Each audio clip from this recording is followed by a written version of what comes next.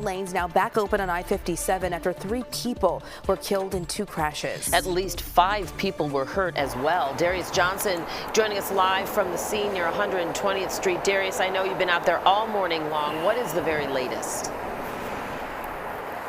Hey there, ladies. Good morning to the both of you. Right now, I-57 opened back up within the last hour after being shut down for about 7 hours as a result of the 2 separate crashes that took place just after midnight, killing 3 people and sending 5 others to the hospital. The big question right now this morning is if the person who caused that initial crash stopped, or is one of the 5 hospitalized, and if the person who hit the 3 people who were standing outside their vehicle or vehicles is also hospitalized or stopped as well. Take a look at what we gathered from this scene overnight. It was an absolutely horrific crash.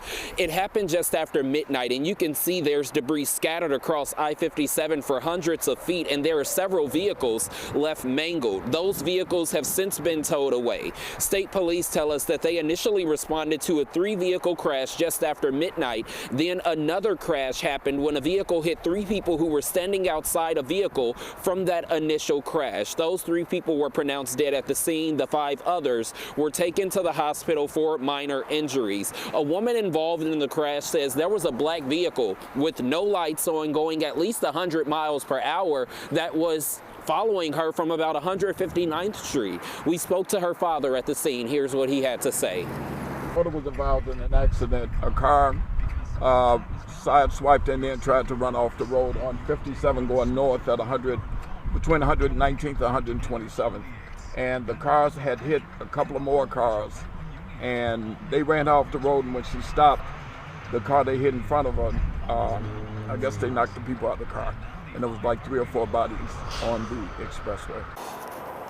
Good morning. Right now at this time, we are still waiting for state police to piece together exactly how all of this unfolded. And again, as we mentioned at the top, we are still waiting to see if the driver who possibly caused that first crash and then caused the second stopped or hospitalized at this time. We're live here in Calumet Park this morning. I'm Darius Johnson. Ladies, back to you. Darius, thank you for that update.